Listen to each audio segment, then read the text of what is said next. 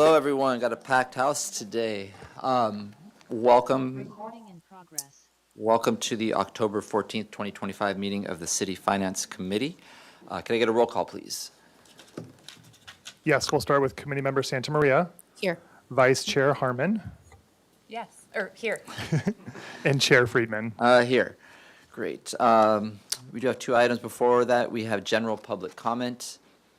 Are there any members of the public who wish to speak to items not on today's agenda, but under the purview of the Finance Committee?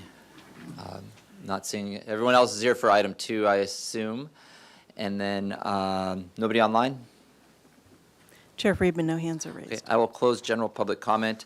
We're going to hear item 1, and then when we get to item 2, I'll make some comments just in terms of how the hearing is going to proceed at that point, and we'll go from there. So item 1 is the budget adjustment resolution for Measure C. I'll turn that over to Mr. DiMartini. Great, thank you so much, members of the committee. My name is Keith DiMartini, the Finance Director, and I'm going to call Mr. Brad Hess, the Project Manager for this project in Public Works, who's going to give an overview and the status of the new police building project, where we are today, and the justification for the budget adjustment that staff is recommending at this time. Thank you. Thank you, Mr. DiMartini, and thank you, Chair and committee members. Appreciate it. Glad to be here. My name is Brad Hess. I'm the Principal Project Manager for the city, overseeing the police station project. And with me, I have Derek Troya, who is our construction manager with the Tynan Group. And I'm going to do just some intros, some brief history, go through a couple photos, and then I'm going to turn it over to Derek. So the police station project, as you know, has finally started construction. It's been a long time coming, and in spite of the rain, it's, you know, that frequent rain that we have, still things are going forward, which is great. Again, as you know, this project started with Measure C passing, and this project was the primary project, aside from infrastructure, on the ballot that the voters approved. That's when I started, actually, is about April of 2018. So it's really great to see the building going up after 7 years. So we had some unforeseen issues at the beginning of this project. So we are here with the request that the Finance Committee recommend approval of the appropriation of $4.7 million of Measure C money to the project to replenish the contingency for the project and to cover some unforeseen owner-furnished items, which Derek will cover. So if you look at this first photo, this is the Coda commuter lot without trees. And it's taken from just above the driveway off of Coda Street. Next photo, please. And this is what it looks like today. This is after excavation taken from the corner of Coda and Santa Barbara Streets. And then the last photo is a drone photo taken above the Anacoda building, basically looking east. So you have, you can see two separate areas of the site, with Santa Barbara Street at the top running left to right or right to left. You have the police station building up at that end, and then at the bottom of the photo is where the parking structure will be. So for now, I'll turn it over to Derek, and he'll take care of some of the details that I'm sure you're interested in. Thank you, Brad. Good afternoon, all. As a summary of this request here, we had encountered some impacted soil on this project, some contaminated, non-hazardous soil. That was as a result of the Environmental Health Department request to sample the soil. We conducted about 60 samples throughout the site and determined that the artificial fill that was in place at about 7-foot depth up to the surface was impacted. That soil was subsequently removed and hauled off to landfills in San Luis Obispo and Kettleman City. In order to accomplish all of that, we had to use our contingency funds. We used about, the initial expectation was about $7 million. And through collaboration with our team and our trade partners, we were able to reduce that to about $4 million. And so that was a success for our team there with a minimal impact to our overall project schedule. However, that leaves us in a position now where we've used, that was about 40% of our project contingency that was used within the first 2 months of our project. which is an excessive amount for that period of time. And so the request today is to replenish that money from Measure C funds. With that, any funds, that brings our contingency back up to a normal place. We've had other items in that contingency get used as a typical project would, and we're not asking for replenishment of those. This is strictly related to soil, with 2 additional items related to kind of these other unforeseen conditions. One of them is a water line relocation on Santa Barbara Street to bring the water line out of the police station building and put it into the right-of-way. And another one of those is a microgrid controller to facilitate our net zero capacity of this building. In total, that request is $4.7 million coming from Measure C. As a reminder, at the end of the project, in September of 2027, any contingency funds that are not used will be made back available to the city there. So that is a summary of what I have. Any questions? Great, thank you for the presentation. Any questions from my colleagues? Not hearing any, and thank you for the clarification that part of the request is to replenish the contingency. So we're already paying for that out of the current contingency. This would just go through the project, so it might not even all be used at some point. We'll see, hopefully that's the case. And any members of the public wish to speak to this item? Please come forward. Are there any members online that wish to speak to item 1? Chair Friedman, no hands are raised. All right, so I'll close general public comment and turn it back to my colleagues. We do need approval for the staff recommendation. Thank you. I'll move approval. Is there a second? Second. Motion's been made and seconded. All in favor? Aye. No opposed, no abstentions, passes unanimously. Thank you for that. All right, now we are on to the big item for the day, item number 2. So just to lay the groundwork, if you would like to speak to this item, some of you have already turned in slips, go ahead and turn them in right now. And if you'd like to speak online, please raise your hand in the app. I'll hold open public comment for those who come in a little bit later till the end of the presentation. I'll do one last call for members who want to speak. And being that we don't appear to have that many right now, it looks like we'll probably keep the full 3 minutes. But that could change if we get a flux of people, but we'll monitor it. So with that, we will turn it over to Mr. DiMartini for the staff presentation. Great. Thank you so much, Chair Freeman, members of the Finance Committee.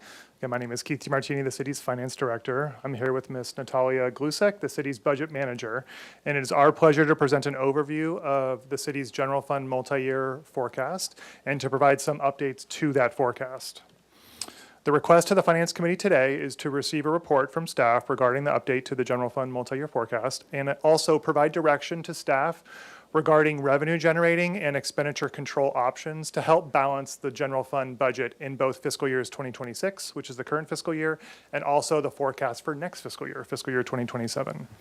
The agenda for today's presentation will be first giving an overview of the general fund multi-year forecast. We've done quite a lot of work over the years with this committee and with the full city council about discussing and prioritizing ways to generate revenue as well as controlling expenditures. So we just want to kind of remind folks about some of that recent work. We also have a very long list of staff recommendations for your consideration today. There's a detailed attachment to your Finance Committee agenda report, which lists all of those individual ideas, and Ms. Glusek will review the various categories of recommendations that are before you today. We'll make our request to the Finance Committee and then open it up for questions, public comment, and discussion. So first part of the agenda today, let's talk about the general fund multi-year forecast. And we thought it would first be good to kind of remind the public about the recent passage of Measure I, which was a half-cent sales tax measure that the voters approved back in November of 2025. It will generate just over $15 million annually for our city's general fund. That measure was approved to maintain existing essential services for this community. So it's paying for police officers and firefighters and librarians and park maintenance workers and also housing. There's an allocation to the local housing trust fund. So essential services that this community expects from the city. It helped solve an immediate budget issue, an immediate funding gap, but it is not going to be the permanent solution to solve all of our budget challenges in the general fund.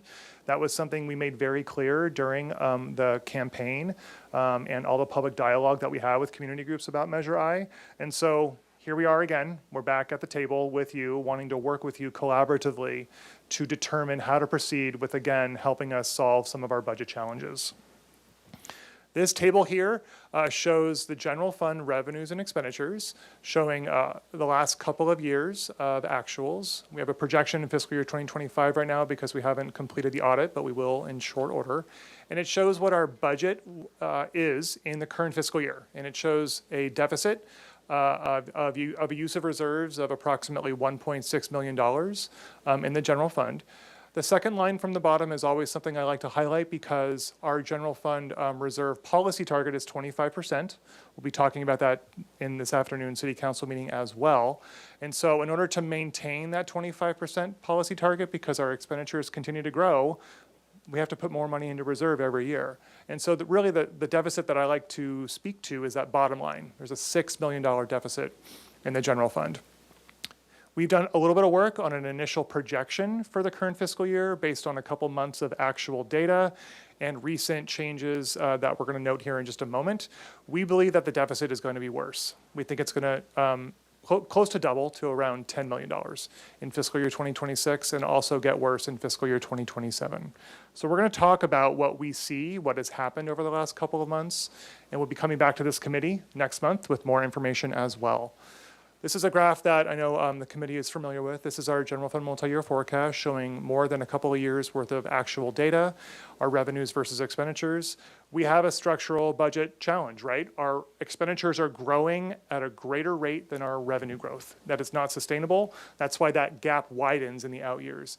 And you will see a rather large blip upward in fiscal year 26 on our revenues, and that really is the passage of Measure I, showing a first full year of implementation, kind of bringing our budget into alignment. But again, that gap widens in the out years. So let's talk a little bit about what staff is currently seeing in the economy, what we're seeing as far as our revenues and our expenses. First, on the taxes side, we are seeing some softening of our sales tax and transient occupancy tax. Sales tax in particular has not really shown any growth in the last 7 or 8 quarters. So it's been fairly flat.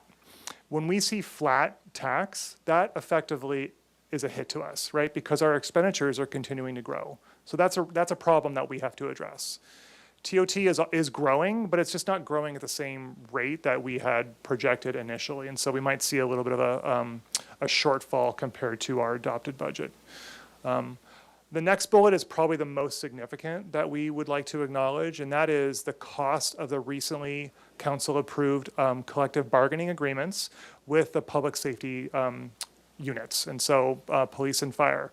The cost of implementing those collective bargaining agreements far exceeds the assumption built into the fiscal year 2026 and fiscal year 2027 budget. It's more. We had an assumption of 5% in 26 and 4.5% in 27. The cost is more than that. And so that without a new revenue to help pay for those MOU increases, we dip into reserves. And so that's an issue we need to address as well. FEMA funding is something we're closely watching with the federal government.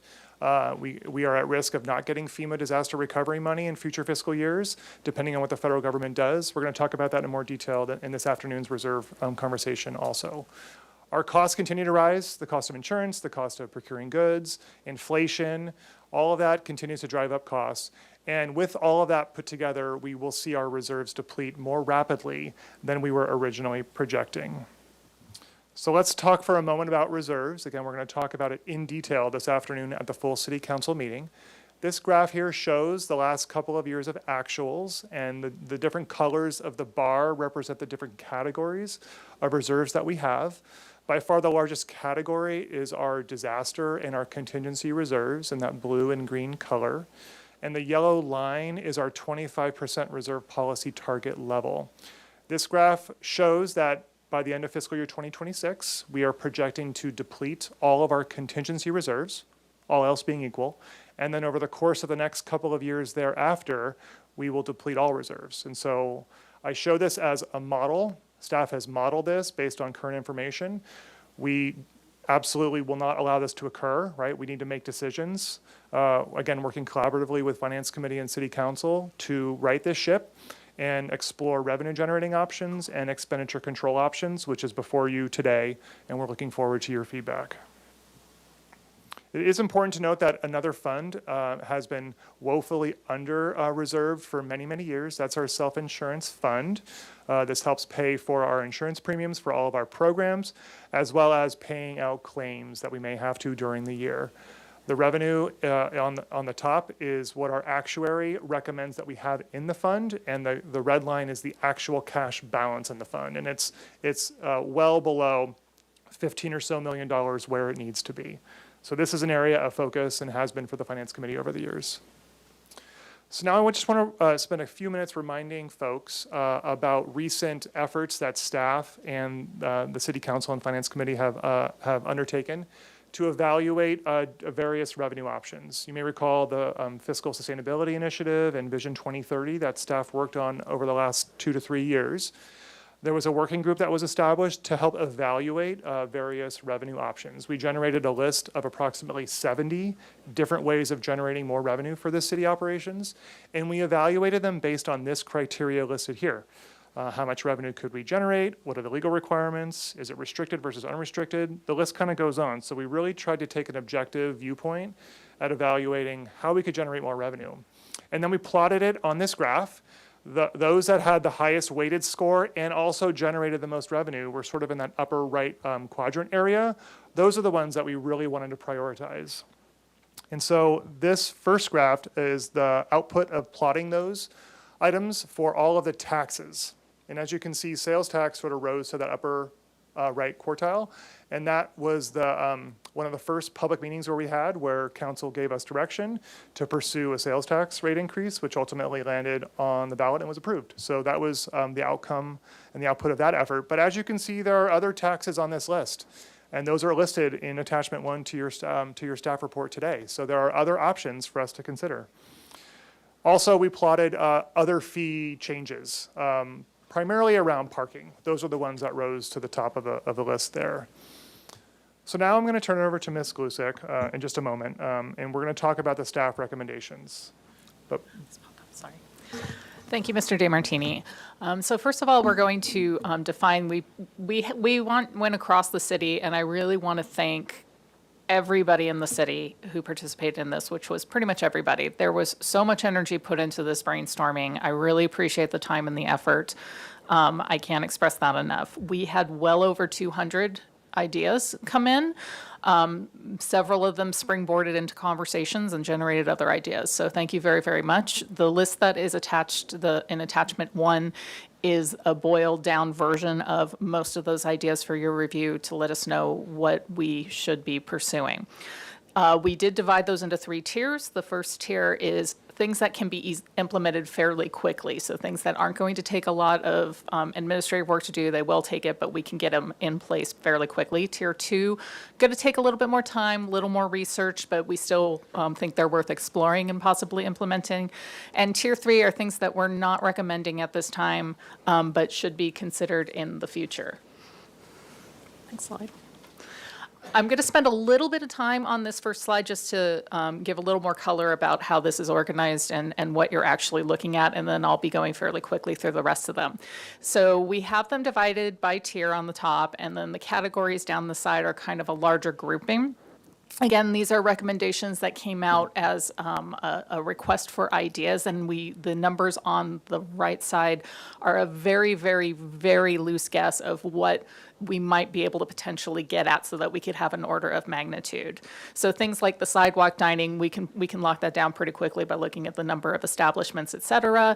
Things like pursuing opportunities for commercial property at the airport will take a little bit more research, so you won't see a number there. Fees we adjust every year to try to achieve our cost recovery per the cost recovery policy, but there are some ideas around that. And you will see the bottom one, the last idea in the fees, the waterfront slip fees, and may recognize that waterfront is not general fund, it is a enterprise fund. But again, we're looking citywide, and healthy departments can contribute to a healthier general fund. Next slide. More revenue generating ideas. We had some ideas for rentals. I would like to point out the waterfront event spaces and West Beach type of the rentals. Many of those are predicated on doing some remodeling and some work to get those spaces ready for either larger events or to accommodate various kinds of things like the RV campsites. The reimbursement, looking for reimbursement from the community and other organizations on services that we are putting out there, and also from within the city from other departments. Next slide. Now we have a group of other things that didn't easily fall into one category, which you can see here, including some things that also are predicated on things like the merchandise at the library, increasing those sales. They're looking at kind of reorganizing some of their positions there to have a stronger marketing presence, to bring in more rentals, et cetera. So those would be affected by needing that reorganization to go through. Next slide. Now we have the reallocations. This effort is to take positions and other items that are charged to the general fund directly, and some of the other funds in the city, it may be appropriate to charge them there as well. Sustainability and resilience came up with quite a few ideas out of their Measure B and solid waste. They cannot give all of these ideas. They have a cap of about $600,000, but here are some of the things that we could pursue. And again, other departments, water resources, we may be able to move some positions, change the way that we do our warehouse operations, and concentrate more on water and wastewater. So when there is an emergency, we have those parts on site, and that will be the focus of the warehouse, and not so much the paper and other kinds of things that we can decentralize. And golf has some portion of their administrative staff that is allocated over. It may be appropriate to allocate a little more. We'll have to look at a time study on that. And the airport is also offered to support some positions. Next slide. Changing the way that we look at our purchasing and supplies, including a possible blanket purchase order for fire, which seems like it would increase costs initially, but it could save us on the back end potentially very much, and also with the supply chain time. Next. Looking at how we deal with our fleet and our travel in general, especially the replacement of some small vehicles, looking at vehicles that aren't used as often, and other kinds of opportunities for getting our people around and supporting our programs with those vehicles, as well as parking in general to figure out better ways to support that parking fund. Next slide. A little bit more sensitive area is all of the employee related. We are looking at offering an alternative work schedule, either 4 days with reduced hours, 80% time, 80% pay, and 100% benefits as an option. Also a 4-10 work week to reduce the cost on that overhead of keeping offices open that extra day. Also looking at internship programs, et cetera, and centralizing certain positions, and also looking at transferring some people around and how they're funded. Next slide. Continuing with our employee-related, tweaking people's schedules a little bit.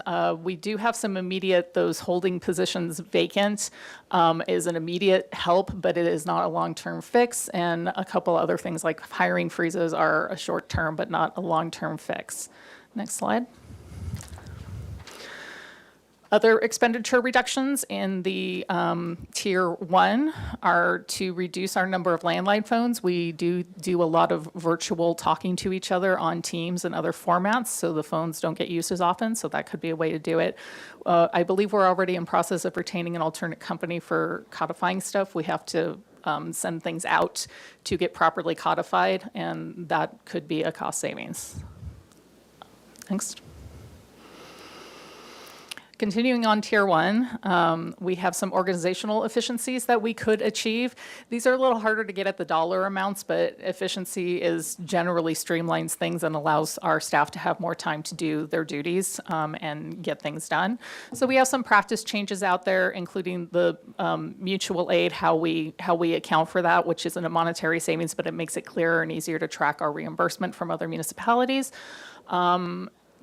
some reorganization going on, that library reorganization proposed that I had mentioned before. Some of the other ideas for revenue generating may be predicated on that going through successfully, and doing some reviews and looking at our infrastructure for more of a long-term cost savings. Next.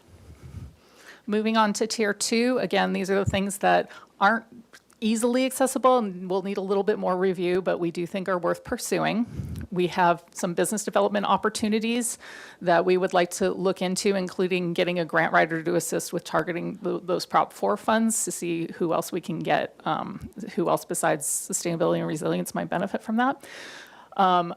Several ideas around fees to adjust those in order to increase our revenue there. Next.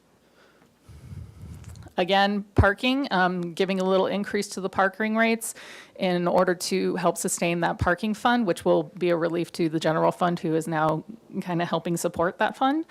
Rentals, revisiting that private use in the right of way, some more reimbursement, and several tax-related items, which will take a little bit more time, but are definitely worth looking into. Next slide. And other revenue generating options, you can see above, including having the EV charging network, and that might provide some revenue to the city. A little bit longer term analysis on that one. Next slide. And looking at the reallocations, again, sustainability resilience, offering to take on some of the charges as appropriate, water resources, and also airport. Next slide. Moving on to tier 2 expenditure reductions, again with our fleet and travel, looking at those alternative approaches to managing our fleet, whether that means going and looking at leases for things that aren't being used only in the summer, sharing of cars between departments, et cetera, how we can do that more efficiently. That is actually actively happening. And then again, the employee-related looking at things that would affect our employees and their day-to-day work. Next slide. And in other expenditure reductions at tier 2, looking at not having the library open as long during the holidays, so having a holiday closure or an extended holiday closure. We could close City Hall for in-person services for finance and implement a by appointment only system. We currently do have an appointment system that works extremely well. And then insurance program review, see if we can get some savings there. That's a difficult one. And then sharing services with neighboring jurisdictions, such as the county or other cities, the dispatch and animal control, especially on the borders there. And also modernizing our business tax ordinance, which would be some contract costs that we would be able to issue. Next slide. We have several ideas for reorganization, mostly centralizing the positions. Next slide. And other efficiencies that we might gain in changing our practices, which again may not materialize in a monetary savings, but if it makes things more efficient and loosens up our staff time for other things, we could loosen it up for revenue generating activities or shortening wait times for our clientele in the city. Reviewing some existing contracts and also looking at our infrastructure again for that more long-term savings. Next slide. Tier 3 are ideas that we are not recommending at this time, but we do want to present them. They will take some more time and some more research. Some of these things will not be able to be enacted. We would have to start working on them now, but they would have to be enacted on the next ballot measure, which would be next November, 2026, not 2025. So things like a vacancy tax or an increase to the transient occupancy tax. We're also looking at things such as possible early retirement, which will take some time to look into. And there is an idea to consolidate our county fire with our fire protection services and get some synergy there. Next slide. That's okay. That's it. Thank you. Okay, great. So before we turn it over to the committee, we just wanted to talk about next steps. We also understand there's a lot of information provided to the committee today, a lot of recommendations, so we want to help facilitate and help answer questions. We have staff from all departments that are here that can help clarify as well. We do have a regular Finance Committee meeting scheduled for next week, and it is the same agenda item as today. And so if the conversation needs to continue in some way, you do have that meeting already scheduled next week. We are scheduled to bring the Q1 fiscal year 2026 financial report to the Finance Committee on November 18th. You know how we come to the Finance Committee every quarter to give an update on where the last, couple months of actual data, and we do a projection. And so staff are currently working on our Q1 report right now. And what we will do is we will present direction from you. We will present an update to that as part of the Q1 report, and we will work with staff to help maybe articulate and incorporate some of your feedback into the Q1 report. So it's a more comprehensive report. And then we're scheduled to present the Q1 fiscal year 2026 report to the full city council on December 2nd. And so that's the opportunity for the full city council to hear a financial update about where we think we're going to come in at the end of this fiscal year, and a list of all the recommendations that is sort of prioritized with the Finance Committee's feedback. And again, for this conversation today, we're looking for the Finance Committee's direction on all of the recommendations that are before you today. And what might be helpful to facilitate the conversation is giving sort of your feedback and your direction on prioritization, and maybe also listing which recommendations you do not want staff to pursue, so that staff can understand that and will continue moving forward. So that concludes our presentation. We'd be happy to answer any questions. Thank you very much. Thank you, Mr. DeMartini and Ms. Gulsek. Before we go to public comment, we're gonna go to public comment, but just for my colleagues after public comment, just let's consider, since we do have the meeting scheduled for next week, that maybe what we could do is, once public comment is heard, we could close public comment, come back next week with a little direction from our finance department on how to go through these to make the recommendations. Or we could go today if you'd like to, but I'd like to put that as an option and hear what you have to say after that. So give that some thought while we're going through the public comment. Sure. Member Harmon? Excuse me. Thank you, Chair Friedman. I just have what is I think a process question. Is now the right time? Yeah, or should I sure. wait? Sure, Okay, go ahead and sorry. ask questions. So non-substantive, I promise. So I'm sort of seeing this as a dual track effort, in the sense that there is these overarching budgetary issues and all of these incredible, what an amazing amount of work you did, options for us to give feedback on. And then there's the effort of replenishing the $500,000 that we took. So I kind of, they're definitely related, and I see in the staff report how we got there, but if I can add up to 500K with my recommendations here, am I also making recommendations broadly around ways, so we're doing kind of both, and you're looking for feedback probably in the immediate on the 500K, and then also, what are we going to do for this problem that we're very much obviously in? Is that correct?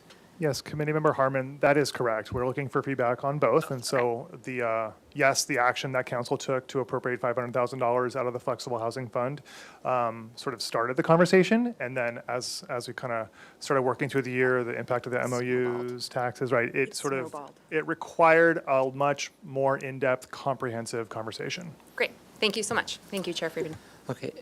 And so we'll come back for questions, comments, and how we want to proceed for this after public comment. So for those who in chambers who wish to speak, please turn in, if you haven't done so already, please turn in a speaker slip.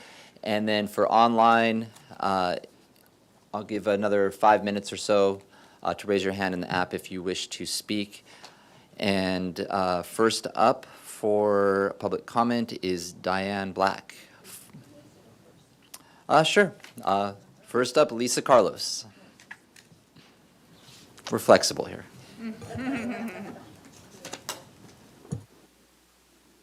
And we'll keep it at the full Here we 3 go. minutes. Thank you. Good afternoon, Chair Friedman and members of the Finance Committee.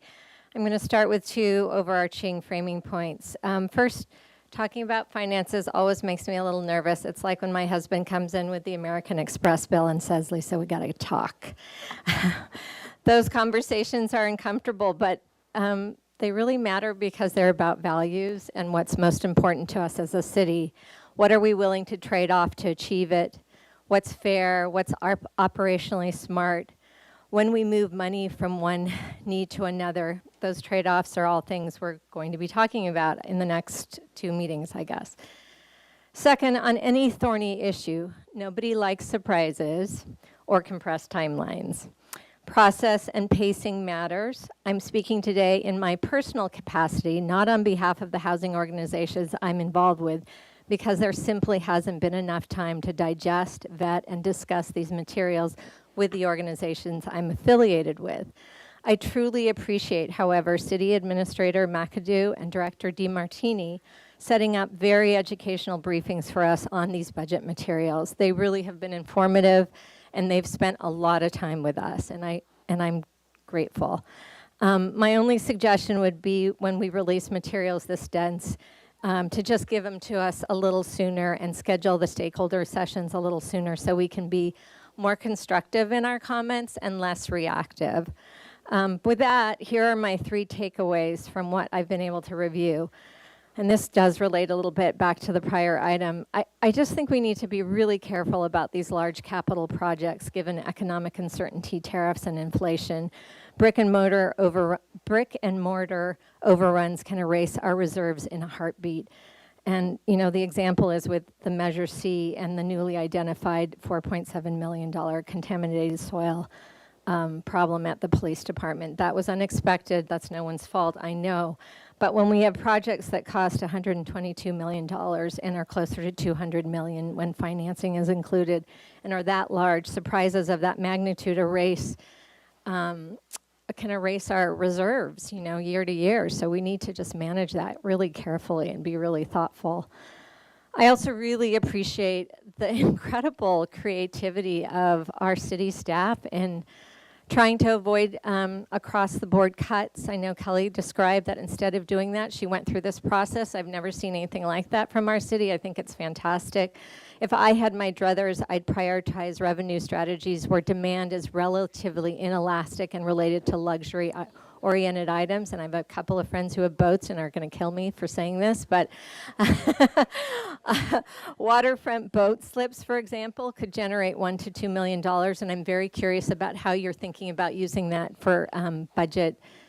The general fund budget. I know it's related to enterprise funds, but I think it's an interesting thing for us to consider. Wrap up. Yeah, I'm really sorry. Okay, the most important thing is if we're going to pursue a tax, I would really recommend that we do it sooner than later and that the tax be a vacancy tax or a TOT tax.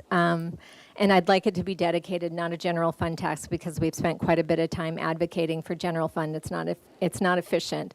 So I hope we do a dedicated tax. Thank you. Thank you, Ms. Carlos. Next up, Diane Black.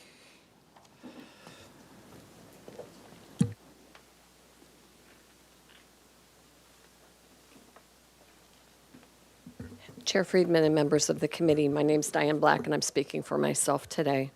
I just wanted to make it clear that I truly support measures that would ensure the fiscal stability of the city by enhancing revenue and by providing more efficient services. More specifically, I support pursuing a revenue stream dedicated, it's not going to be a surprise, dedicated solely to providing affordable housing. We should not delay on this and other revenue-generating items, most of which are identified in Tier 3. It takes time to develop revenue sources such as an increased TOT or vacancy tax, and we can't afford to wait several years to start that process. General comments, I just got Invisalign, so if I'm lisping, that's why.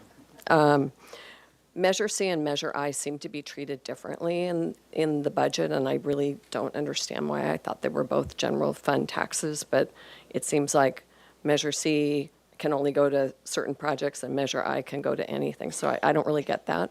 The second sort of general comment is, please don't fiscalize land use decisions, and there's a specific example that I think does just that.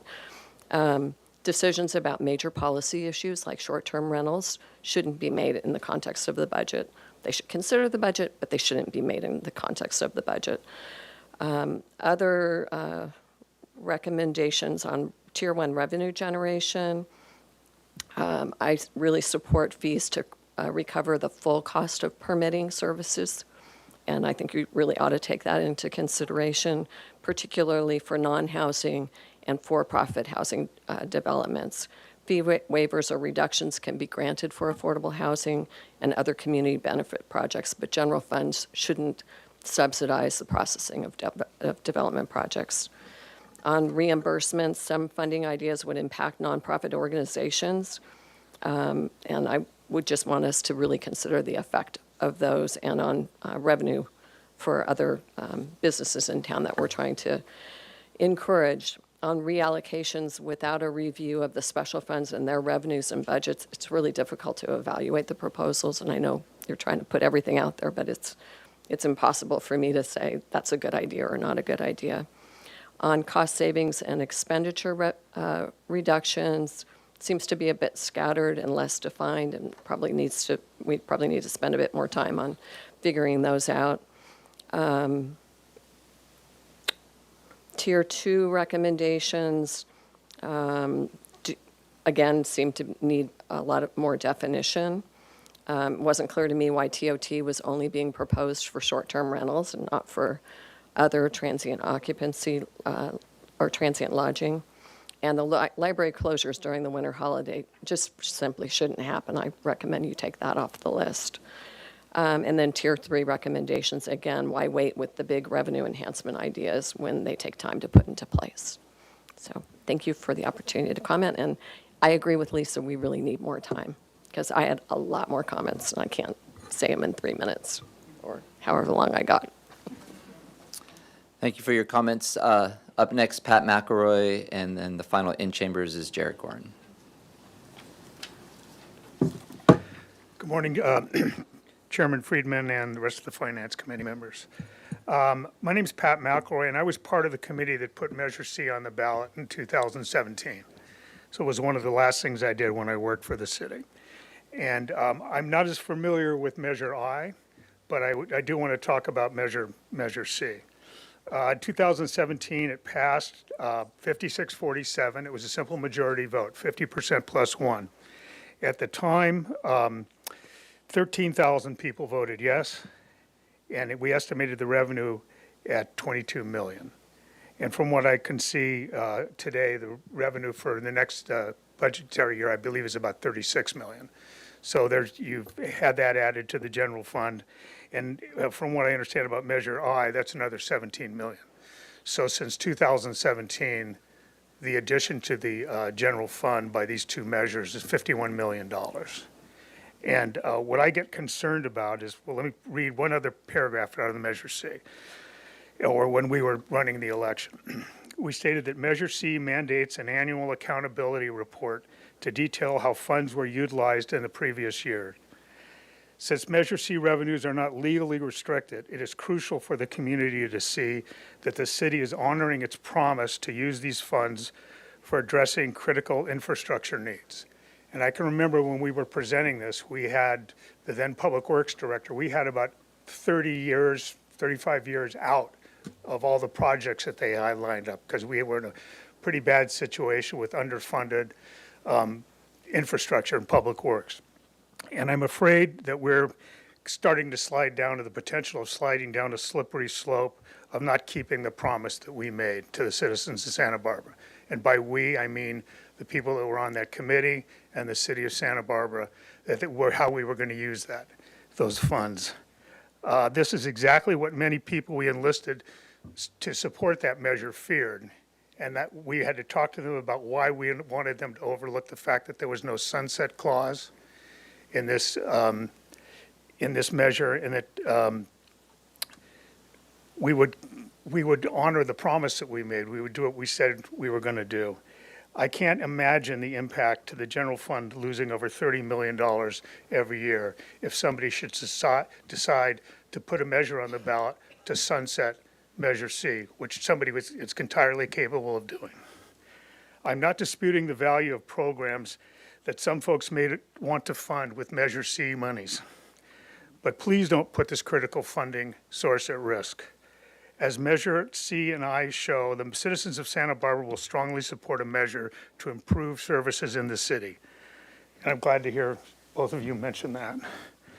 Please consider such a measure for whatever new programs you propose, rather than taking it from a source that was never intended for those uses. Thank you. Thank you, Mr. McElroy. Up next, Jarrett Gorin. Hi, good afternoon, Jarrett Gorin. I'm speaking as a private citizen today. I'm on the Citizens Oversight Committee for Measure C, but I'm not here on behalf of that committee. And first, I want to just, I agree with everything the previous speaker said. He said most of what I would normally say. Really came down here to sort of get ahead of the ball a little bit and not be as reactive in this case.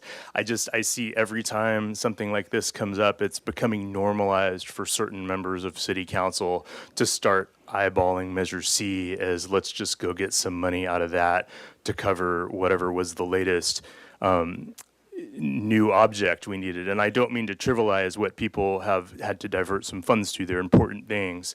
But like in particular, this $500,000 that we need to reimburse into the housing fund, I get really concerned every time something like this goes to council again, because again, there's certain members of council that immediately start talking about going to Measure C and saying things like people over pavement. It's really, Measure C was a promise, and people care if you keep your promises. And I think that in a financial situation like we have here, it isn't impossible that you may be going back to the citizens of Santa Barbara to approve another tax to try to backfill some things.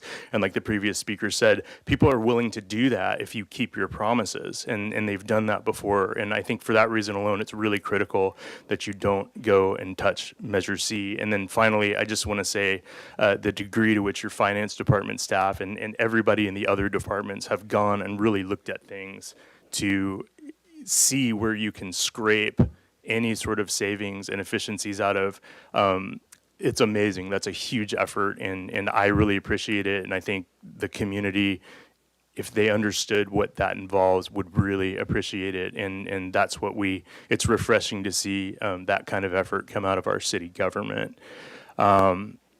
So those are my comments. Thanks for being here. Thank you. I'll go to online. Are there any members online who wish to speak? We Please have raise two your hand. speakers online. We have Linda Honigman and Loy Beardsmore. Great. And I'm going to close the additional, so those are the only two from online. Correct. So first up, we have Linda Honigman. Linda Honigman, go ahead. Thank you. I'm Linda Honigman, an advocate for affordable and livable neighborhoods. I support staff recommendations and appreciate that you had several new budget challenges, and it appears that all city departments contributed many ideas for saving costs and increasing revenues. I'm encouraged that there is interest in exploring an increase in the TOT that could be used for a permanent source for affordable housing funding, and a vacancy tax or transfer tax could be helpful. Thank you.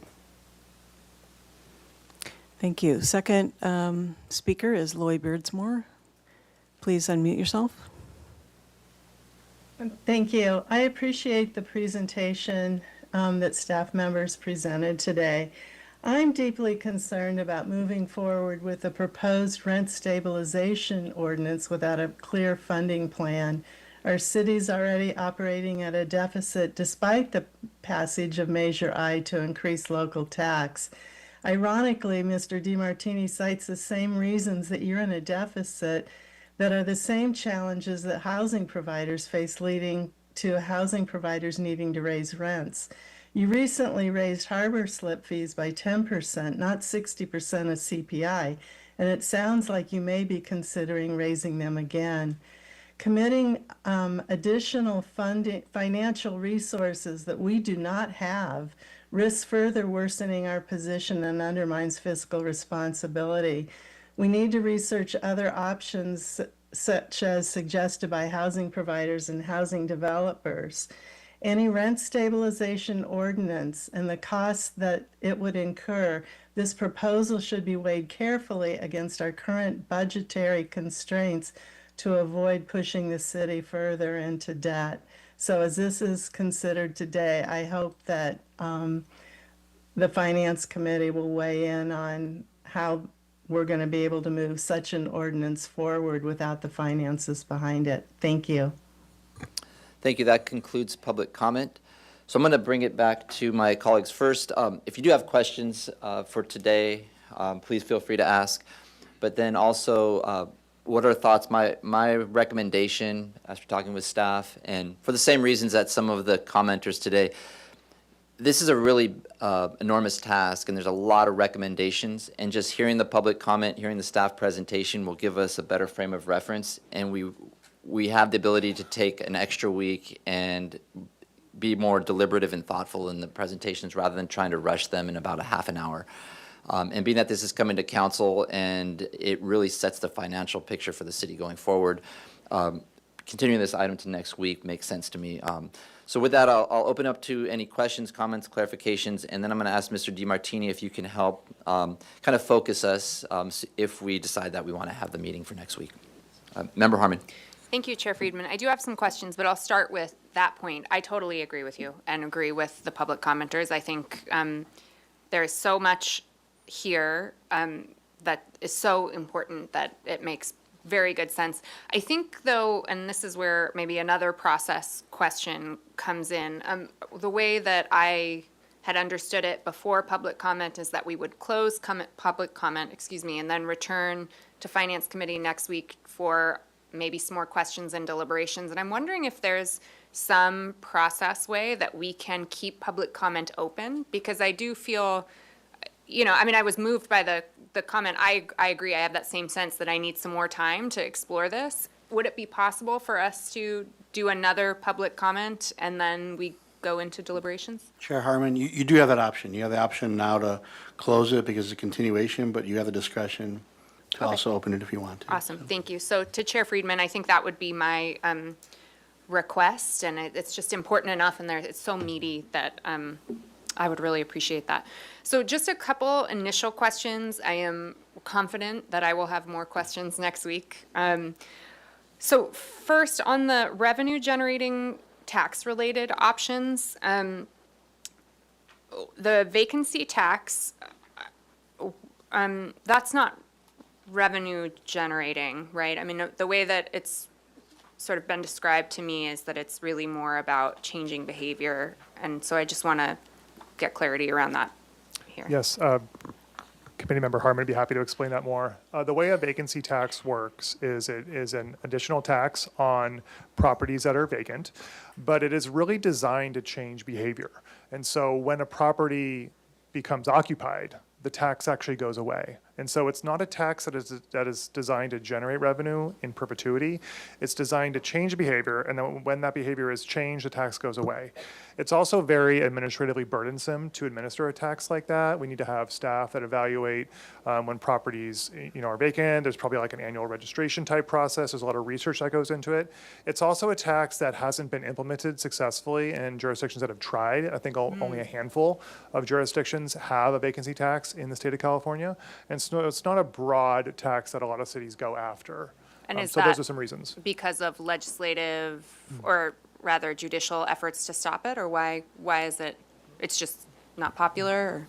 I think it's just from what Mr. DiMartini indicated, it's administratively burdensome, and it hasn't really generated any revenue and I think staff is not recommending that, and we haven't recommended that previously just because of the additional administrative burden of doing that. I think what is new on here that has been proposed is looking at a real property transfer tax increase, which could apply at higher levels of sales prices to homes. And so anytime a home transfers, that tax would be paid, and that could be an ongoing revenue stream, which if we're looking at ways to balance the city's budget, that is a more appropriate tax measure to look at than a vacancy tax. A vacancy tax would be a policy shift. It's not a budget balancing option. Okay. So just to clarify. Yeah, thank you. That's very helpful context, I think, for all of us to have as we think about these.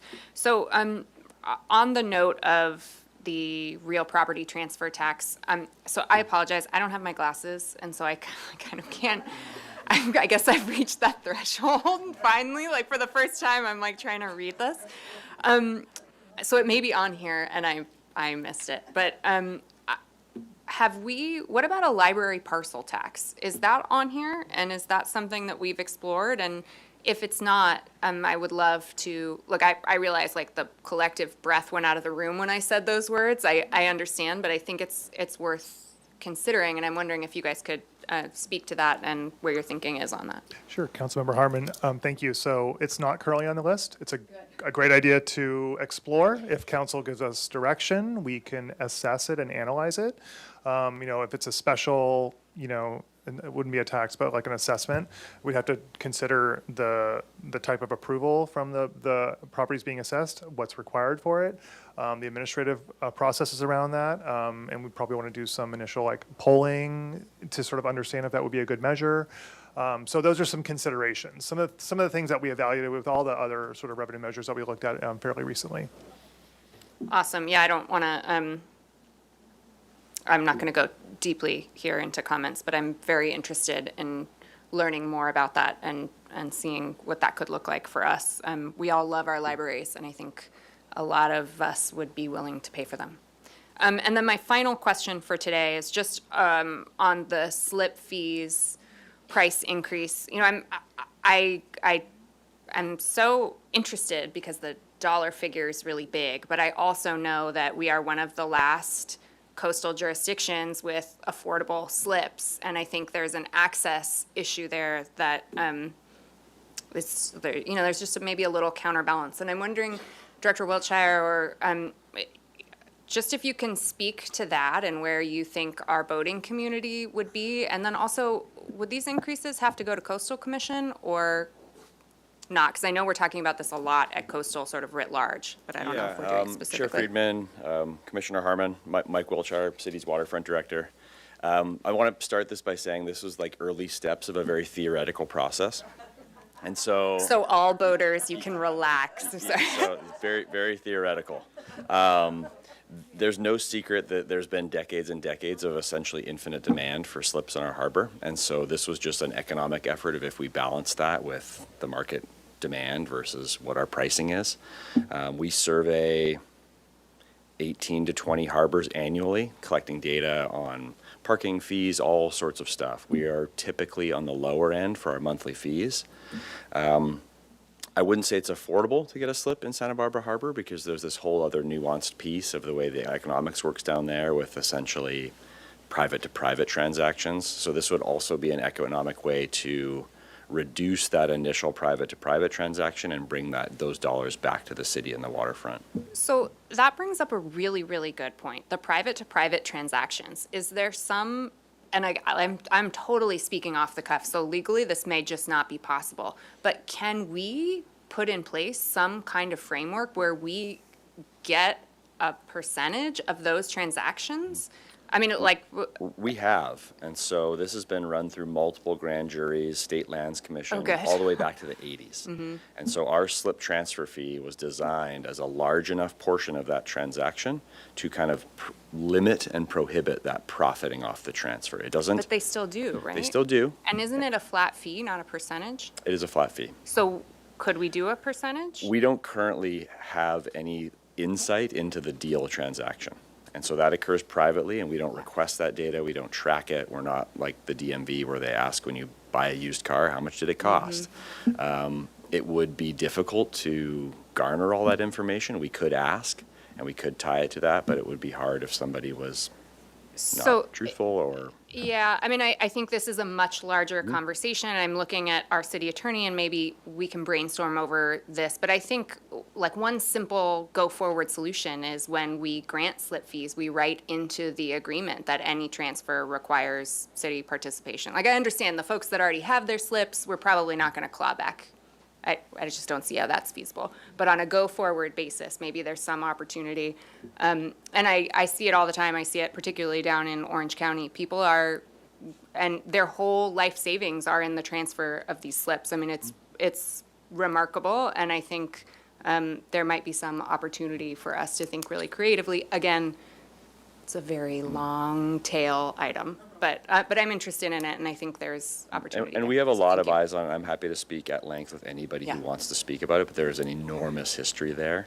And this is kind of one economic-based way of dealing with that. If you look at somebody getting into something, it's their willingness to Mm-hmm. Yeah. pay. So they're willing to Yeah. pay that transfer fee, they're willing to pay a private party, and they're willing to pay our monthly fees. If we shift that towards monthly fees over time, then inherently that willingness to pay on the private party will go down.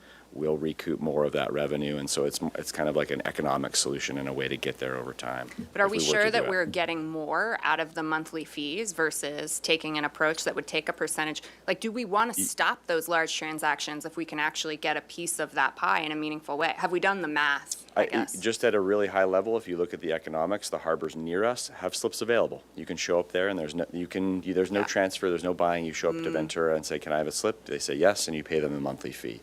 If you look in some crazy scenario where Santa Barbara was that way, that would mean the market had dictated what our monthly fee should be, and we would be maximizing that revenue perfectly. That makes sense, yeah. Okay, thank you. Yeah, I would love to talk more about this at some point. Thank you. That's all for me for today. Member Santa Thank you, Chair Friedman. I wanted very briefly to second Councilmember or Committee Member Harmon's recommendation to extend public comment into next week. I do think that we all need some time to digest this. And as far as these recommendations go, thank you to our staff. I mean, it does not go unnoticed the incredible work and time and effort that has gone into this. I'm very glad that our staff has also clarified where it would be more feasible and probably more fiscally responsible to approach a tax, especially if we're looking at our upcoming election cycle that is next year. I think that if we're going to go for anything, it has to be something that'll generate the most revenue. And, we can talk about it being dedicated or general, we can have those conversations.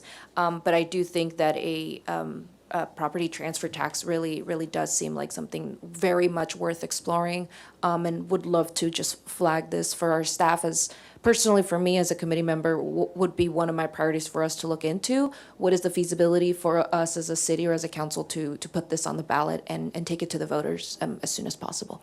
I'm very much in favor also of Chair Friedman's recommendation. Let's definitely continue this into next week. So if you need a motion to, let me know. All right, thank you. Great initial discussion. First, definitely supportive of keeping the public comment open for next week so we can have additional comments for those who want to participate, as well as other thoughts that might come up from my colleagues at the library, parcel tax or other means. The library ladies were definitely over there as cheerleaders, so or other ideas that might come up in the next week that we want to consider. Just a couple clarifications on the tier 3. It does say not recommended at this time.